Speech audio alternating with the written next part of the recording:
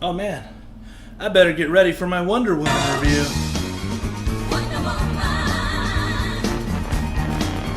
Wonder Woman. Ah, Now the world is ready for you. that's better.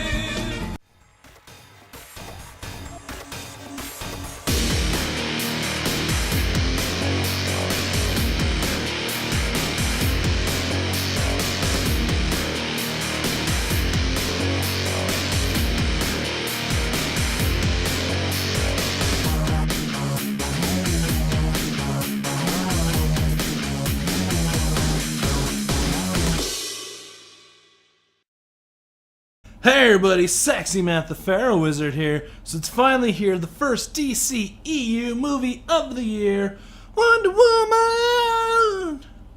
Yes, Wonder Woman is here. Let's talk about it. And since this is a franchise movie in the DC Extended Universe, let me give you a quick hierarchy of where I think these movies fit so far.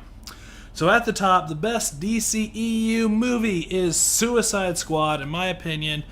I hated it less as I left the theater. It still has some major problems, but a step in the right direction. Next on the list we have Man of Steel. Very boring, very depressing, but still better than the Richard Donner movies. And then finally at the bottom, Batman v Superman: Dawn of Justice. I've made it known I hate that movie so much. The only thing I liked was Wonder Woman. That's a transition. So before we get into the review proper, I thought it'd be cool to check in with my friend the Comic Snob and find out a little bit about the comic book character of Wonder Woman. What? No. You know about Wonder Woman. Don't bother me with such trivial things. Oh, come on, Comic Snob. Some people may not know a lot about her because, we've never had a movie about her. And you might be able to outsmart somebody. I know you like that. Oh, very well then. Wonder Woman first appeared in All-Star Comics number 8 in October 1941 and was created by William Moulton Marsden, who was very integral in creating the lie detector. So there you go. Her abilities include superhuman strength, speed, durability, and longevity. She's very skilled in hand-to-hand combat. Some versions have her fly, some have an invisible jet. She's also known to carry the lasso of truth, indestructible bracelets, and a boomerang tiara. The origin of Wonder Woman is Steve Trevor, a spy in the early years of World War II, crashes on Themyscira. So then Hippolyta, she has a contest for someone to take him back to the world of man, but denied Diana, Wonder Woman, the chance to compete. Diana disguises herself and then wins the competition and takes Steve Trevor to the world of man. Since then, Wonder Woman has become the most recognizable female superhero of all time and has appeared in very many TV shows, cartoons, comics, and for some reason, never in a movie. So, let me get back to my important work. So Wonder Woman is brought to us from director Patty Jenkins, who directed Monster. And the plot is pretty close to her original origin.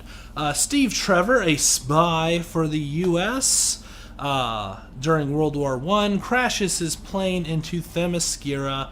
The Amazons decide to send somebody back with him to the world of man to see what this big war that's happening is all about, and to make sure that he comes back, being that it's kind of their duty to make sure he's safe kind of thing. And of course, Diana is chosen to bring Steve Trevor back to the world of man, and she becomes Wonder Woman! And that's, without getting into too many spoilers, that's pretty much it. So, let's talk about the characters in this movie. So, of course, we got the titular Wonder Woman, played by Gal Gadot, or Gail Gadot, or Gal Gadot, I don't know. Everyone pronounces her name different. I'm gonna say Gail Gadot. Sorry if I'm wrong. Anyways, she is awesome. She is born to freaking play Wonder Woman. She is amazing at being Wonder Woman. I love everything she did. She gets, Diana's heart, her power, her, in this movie specifically, her naivety. Yeah, fuck that word. Anyways, and I think we'll see in Justice League more, but I think we're gonna get her now that she knows the world of man into like her deadpan, serious attitude, and she really gets Wonder Woman. She does a fantastic job, and just like Wonder Woman, she straps on her big girl shoes, and basically Fireman lifts this movie and just pulls it along with her. She carries this movie the whole time, obviously because she is Wonder Woman, but yeah, she makes this movie. She is fantastic as Wonder Woman. I would dare to say the best characterization of a DC character in this current universe. I'm going to throw that out there, but I think she is Wonder Woman. She is fantastic as Wonder Woman. On the other side of that coin, we got Chris Pine playing Steve Trevor, and he's basically playing Kirk. He doesn't seem to fit the time frame that this is in. He doesn't really change his mannerisms to feel like he's from the 1900s, 1914. Like, he's just Kirk again. And I dare to kind of throw this out there that maybe Chris Pine isn't a very good actor. That might be a thing. He's got decent chemistry with Wonder Woman, but yeah, I'm not feeling it. He doesn't do anything special in this. He's just Kirk. And, yeah. Gotta, throw this out there, but Professor Lupin, David Thewlis is in here playing Sir Patrick, who's part of some sort of British government. I have no idea how British government worked, but he's a thing. But yeah, Professor Lupin is in this. For all you muggles out there. And so we got our villains. One of them is Danny Houston, basically reprising his role that everyone loved from the universally adored and Oscar-winning movie X-Men Origins Wolverine. Yeah, he basically plays angry military science guy again, just like in Wolverine Origins, and plays it the same way as Wolverine Origins. So, if you've seen Wolverine Origins, you know what I'm talking about. It's the same role. Sorry. Stop hiring Danny Houston to play military science guy. He's not good at it. And finally, we have Elena Anya, who plays Dr. Poison. And first, is every role she have required to have crap on her face? Because here's The Skin I Live In that she was in. And, of course, Wonder Woman. Weird. But basically, she existed. I mean, she didn't do a lot. She did some science things, but she wasn't really menacing. She wasn't, heartbreaking, or she just kind of existed, and you don't know why she's doing what she's doing. She just is. Yeah. So yeah. Before I get too far into this review, I think we got to talk about the controversy that surrounded Wonder Woman upon its release. And my theater didn't do it, but some theaters are doing it. And I just want to say right here, right now, that I don't agree with it. I find it insulting and disrespectful. If you don't know what I'm talking about, some theaters have banned farting during the movie, and I don't agree with it. I mean, if it's a loud part of the movie, you should be able to fart. It's fine. Come on, grow up, people. Ridiculous. Superman!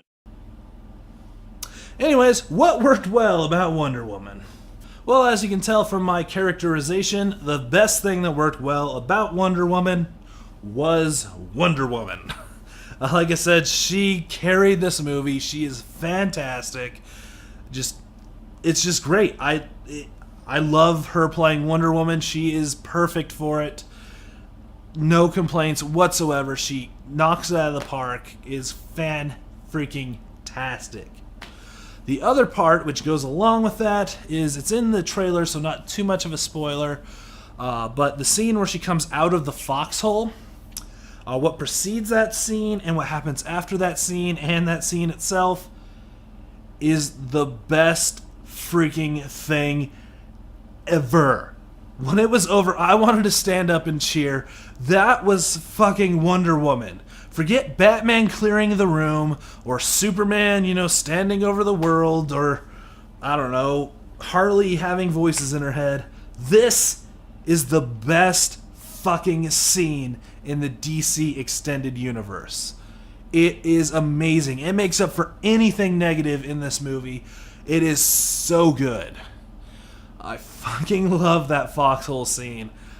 There was an audible gasp in my theater when it happened. Holy crap. It was fantastic. It was freaking amazing. Oh, man. The other thing I liked is they made some minor changes to her origin. Rather than having this games where she's got to prove herself, which would have dragged down the movie, they pretty much just had her unilaterally decide she's going to take Steve Trevor and, kind of moving the movie along. I like that a lot. They added some mythos to her sword and her shield and her outfit. They changed that a bit, and it worked out really well. I think any of the changes they made to her origin actually improved it. So once again, that's thumbs up. It doesn't have to be just like the comic, as long as what you replace it with is better. And yeah, they did that for sure. But no movie is perfect. Where does Wonder Woman fall short? So basically, this is Captain America, the first Avenger. Like, beat for beat. And I don't just mean they both take place in a war, but they're both bookend by modern day. They both assemble their ragtag team in a bar. She throws her shield like Captain America. The first person they meet that's an enemy swallows a cyanide capsule. The bad guy goes against all his upper management bad guys, just like the Red Skull did. It is fucking beat for beat Captain America, the first Avenger. And all they did was change it from World War II to World War I. So they went to the Rob Van Winkle school of making things different. Tell him, Rob. Ding ding diggy ding ding. Ding ding ding diggy ding ding. Ding ding ding. That's the way theirs goes. Ours goes ding ding ding diggy ding ding. Ding ding ding ding diggy ding ding. That little bitty change. It's not the same. Which raises a problem I've had with this movie ever since it was announced it was going to take place during World War I, is why? First of all, her origin revolves around World War II. But that's fine, changing it to one. That didn't quite bother me. The problem is it could have taken place anywhere. Any time frame. She is basically immortal, or she doesn't age, I should say. She can still die. But, so why World War I? You knew people were going to make parallels to Captain America with that, so you could have made it any other time frame. Why World War I? I don't understand that decision whatsoever. It could have been any time frame. It didn't have to take place during a war. I don't understand why it had to be in World War I. It's a really bad decision, and honestly really drags down the movie with, forcing it to do a lot of things and, fit this time frame. And yeah, I don't get why it had to be during World War I. I don't understand it. The other major problem with this movie, as you probably can tell from my characterization, is anyone else outside of Wonder Woman is completely boring. No one does anything. She has to drag this movie along and pretty much hold it up because no one else is helping her out. I know it's a Wonder Woman movie and she needs to be the star, but no one else is giving her anything else to work off of. Everyone is so boring and basic stereotypes. Hell, you have a freaking red-headed drunk Scotsman. Stereotypes. So yeah, it's no one else in this movie is interesting. The bad guy is boring. It's just there's no one else for her to work off of. And it just makes the movie real bad. Real bad. A couple other minor nitpicks. The CGI is kind of questionable at times. There's a few times where she's jumping and it's very Spider-Man 1 kind of Gumby Man looking. As well as the whip doesn't look very good. I'm sorry, it just doesn't look very good. So yeah, some of the CGI, very questionable. And the other part is anything preceding that great foxhole scene is a slog to get through. They have this whole thing of her finding clothes where, obviously she showed up in London in her Amazon gear. That's fine. And she'll need to dress like a Londoner. That's fine. They could have just given her a dress. Here, wear this. You'll be fine. No, we have to do a whole scene of her wearing outfits and going, oh, you can't fight in this. Oh, I ripped this. It's a pain to get through. Every joke is just telegraphed. And it's just a slog to get to that great scene. Anything up to that just takes forever. Yeah, it's that part real bad. But yeah, I don't want to go too long, so let's just move along and get to some spoilers. So jump to this time frame here if you want to skip the spoilers, but we're doing some spoilers.